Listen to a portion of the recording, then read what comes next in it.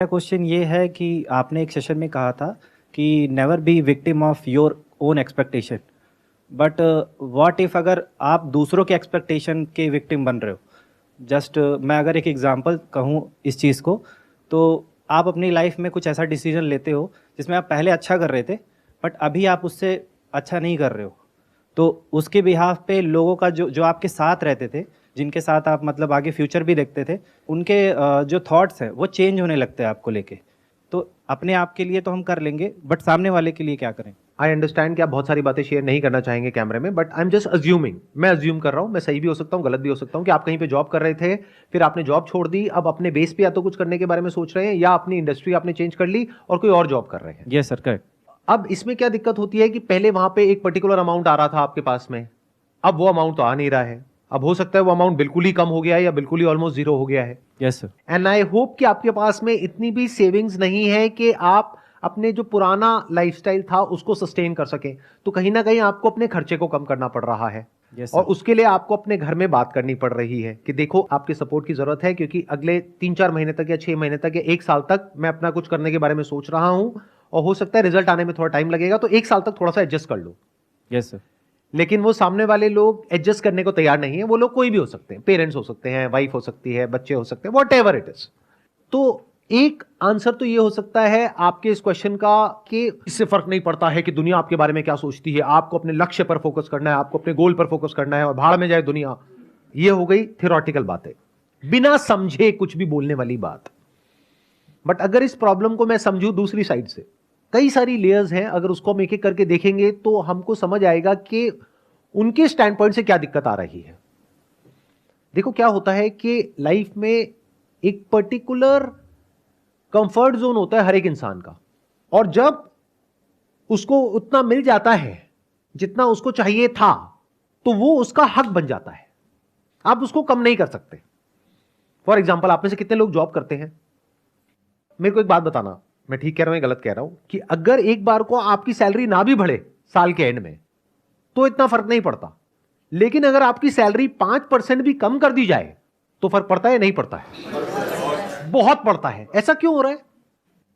क्योंकि जो हमको मिल जाता है वो हमारा राइट हो जाता है। फिर हमको ऐसा लगता है कि हमको जो मिल गया है वो हमसे कोई छीन रहा है। जैसे किसी को आप सोसाइटी में एक प्रिविलेज दे दो, फिर उनसे वापस लो, देखो क्या होगा, अगले दिन प्रोटेस्ट शुरू हो जाएगा। मैं अपनी बात करूं, मेरी फैमिली में मेरी वाइफ है, बच्चे हैं, पेरेंट्स हैं, उन सबका अपना एक लाइफस्टाइल है, उन सबका अपना एक वे ऑफ लिविंग है। अगर मैं उसको बिना छेड़े कुछ भी करता हूं तो उन्हें कोई फर्क नहीं पड़ता है, बट अगर मैं उसको छेड़ देता हूं फिर कुछ करता हूं तो फर्क पड़ता है और पड़ेगा। अब आप ये नहीं कह सकते कि फर्क ना पड़े, क्लैशेस होंगे, क्योंकि आपका डिसीजन सिर्फ आपका डिसीजन नहीं है, उसका असर उनकी लाइफ पे भी आने वाला है।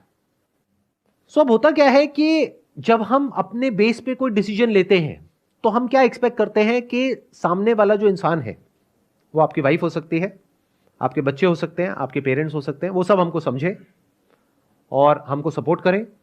बट ये एक्सपेक्टेशन क्यों है हमारे अंदर? वो क्यों करें आपको सपोर्ट? आपका वो डिसीजन गलत भी तो हो सकता है, और ये भी तो हो सकता है आपके उस डिसीजन की वजह से सिर्फ आपकी लाइफ खराब नहीं होगी, आपकी वाइफ की भी होगी, आपके बच्चों की भी होगी। तो वो प्रोटेस्ट क्यों ना करें? अगर आप उनको कह रहे हो कि आप थोड़ा सा कॉपरेट कर लो अगले 1 साल के लिए, तो वो क्यों करें कॉपरेट? ये सुनने में थोड़ा सा अलग है बाहर की दुनिया से, तो आराम से सुनना, ठंडे दिमाग से सुनना, नहीं तो समझ नहीं पाओगे जल्दीबाजी में। हमारा माइंड बहुत जल्दी कंक्लूजन्स को ड्रॉ करता है और डीपली कभी नहीं समझ पाता है। तो क्या हो अगर मैं आपसे ये कहूं कि आपकी जो फैमिली है, मतलब कि आपकी वाइफ है, बच्चे हैं, उनके लाइफस्टाइल को बिना छेड़े जो करना है वो करो, और पहले एक ऐसा स्ट्रक्चर बना दो कि उनके लाइफस्टाइल पे कोई असर ना आए, फिर जो करना है वो करो। बट अगर आप कोई इतना बड़ा रिस्क ले रहे हो कि उनको 1 साल तक कॉम्प्रोमाइज करना पड़ेगा, और आपकी अगर कैलकुलेशंस गलत हो गई, and there is a strong possibility कि वो कैलकुलेशंस गलत होगी, क्योंकि हमारे 90% डिसीजंस लाइफ में सही नहीं होते हैं, specially related to business and self employment. There is a 90% possibility आप फेल होने वाले हो। तो आपकी कैलकुलेशन ये कह रही है 1 साल बाद सब कुछ ठीक हो जाएगा, ये भी हो सकता है कि 1 साल बाद सब कुछ और बुरा हो जाए उससे जो अभी है। अब क्या करोगे? और वो क्या करेंगे? तो अगर वो प्रोटेस्ट कर रहे हैं तो हो सकता है आपके भले के लिए है, लेकिन आप समझ ही नहीं रहे हो। यानी कि अगर आपके पेरेंट्स आपको कह रहे हैं कि ये काम मत करो, इसमें बहुत रिस्क है, और आप कह रहे हो नहीं तुम मुझे समझते नहीं हो, जनरेशन गैप है। मैं कह रहा हूं कि ये काम बहुत बढ़िया है, चलो माना आपके पेरेंट्स को समझ नहीं आ रहा वो काम क्या है, आपको समझ आ रहा है क्या? आप एक्सपर्ट हो क्या उस काम के? किसी एक्सपर्ट से राय ली है आपने? नहीं। आपको लगता है कि काम चलेगा, नहीं चला तो लाइफ में हमेशा ऐसे आगे बढ़ो कि जो पुराने स्ट्रक्चर्स हैं उस पर कोई असर ना आए, वो इंटैक्ट रहे, और नए स्ट्रक्चर्स बिल्ड करते चले जाओ, तो कोई दिक्कत नहीं है। फॉर एग्जाम्पल, मैं ये काम कर रहा हूं, अगर इसकी वजह से मेरी फैमिली की लाइफ पे कोई असर आता है तो उनके पास में राइट है कि वो मेरे को बोले कि क्यों कर रहे हो, बट मैंने तो उनकी लाइफ में कोई छेड़खानी नहीं करी, तो क्या उनके पास में राइट है मेरे को कुछ भी बोलने का? नहीं है। मैं कह रहा हूं पहले जो आपका लाइफस्टाइल था आज उससे बेटर है, मैं उसको कम नहीं कर रहा हूं, लेकिन अब आप मुझे रोक नहीं सकते वो करने से जो मैं करना चाहता हूं, जब तक कि आपकी लाइफ पे कोई असर नहीं आ रहा है। हाँ, अगर मैं कोई ऐसा काम कर रहा हूं जिससे उनकी लाइफ पे कोई असर आ रहा है, उनके लिए खतरा है, उनको कोई कॉम्प्रोमाइज करना पड़ेगा, या उनकी लाइफस्टाइल खराब हो जाएगी, या उनको कुछ एडजस्ट करना पड़ेगा, तो वहां पे प्रोटेस्ट होगा ही होगा, रेजिस्टेंस आएगा ही आएगा। तो इसको बोलते हैं अपनी लाइफ को डिजाइन करना, इसको बोलते हैं अपनी लाइफ को प्लान करना। तो मैं क्या कहता हूं कि हमेशा जब भी कुछ नया करते हो लाइफ में तो इस तरीके से करो कि पुराना जो स्ट्रक्चर है उसको बचा करके रखो, नहीं तो दो तरफ से फंस जाओगे। एक तरफ से एक नया स्ट्रक्चर जिसको आप बनाने की कोशिश कर रहे हो, यानी कोई नया काम कर रहे हो या कोई नया रिस्क ले रहे हो, एक तो वहां की टेंशन जो बहुत बड़ी टेंशन होती है, कुछ भी नया क्रिएट करने में बहुत बड़ा रिस्क होता है, कोई भी नया स्टेप उठाने में बहुत बड़ा रिस्क होता है, फिर चाहे आप जॉब में अपनी इंडस्ट्री को चेंज कर रहे हो चाहे कोई नया काम कर रहे हो, तो एक तो वहां की सरदर्दी प्लस जो पुराने स्ट्रक्चर को आपने छेड़ दिया है वहां की प्रॉब्लम्स, तो आप दोनों तरफ से फंस जाओगे। तो अगर आपके घर में आपकी वाइफ या और लोग बोल रहे हैं तो ये बुरा नहीं है, अच्छा है, या पेरेंट्स आपको बोल रहे हैं तो अच्छा है, और पेरेंट्स हर चीज में आपकी हाँ में हाँ मिला रहे हैं, तो there is a strong possibility कि वो बच्चा बिगड़ जाएगा कि बेटा तुझे क्या चाहिए, ये चाहिए ले ले, तो that child will start taking everything for granted. इसलिए कई बार क्या होता है कि लाइफ में जब ऐसे कुछ मोमेंट्स आते हैं तो हमें करना क्या चाहिए, हमें रुक करके आराम से ठंडे दिमाग से एक पेपर पेन लेना चाहिए, वहां पे प्लस लिखना चाहिए, माइनस लिखना चाहिए कि ये जो मैं काम करने वाला हूं, बीच में एक लाइन खींचनी है कि इसके क्या प्लस है क्या माइनस है। तो हो सकता है आपको खुद समझ आने लग जाए कि इसके माइनस ज्यादा है प्लस कम है, तो हो सकता है आप रीथिंक करो अपनी उस पूरी की पूरी स्ट्रैटेजी को कि मैं इतना बड़ा स्टेप उठाऊं भी या नहीं, या अभी उठाऊं या 5 साल बाद उठाऊं, या जिस तरह से मेरे को लगता है कि इस तरह से स्टेप को उठाना चाहिए, क्या इस तरह से उठाऊं या किसी और तरह से उठाऊं।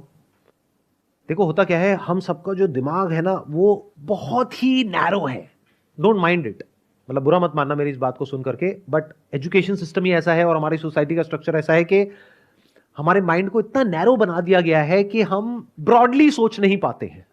यानी हम ये नहीं समझ पाते हैं कि जो मैं करना चाहता हूं उसको करने का सिर्फ एक तरीका नहीं है, उसको करने के लाख तरीके हैं, क्योंकि जिस काम को आप छोड़ रहे हो और कुछ नया करने के बारे में सोच रहे हो तो उसके अलावा भी और ऑप्शंस हैं या नहीं है, या वही बेस्ट ऑप्शन है। How do you know that is the best option? There might be some other options which are much better than this. यानी आपकी एक प्रॉब्लम है कि मुझे ये काम छोड़ना पड़ेगा, ये काम करना पड़ेगा, ये एक बहुत ही बेसिक लेवल पे आप चीजों को देख रहे हो।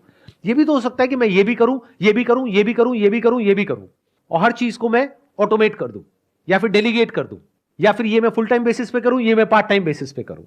ये भी तो हो सकता है ना।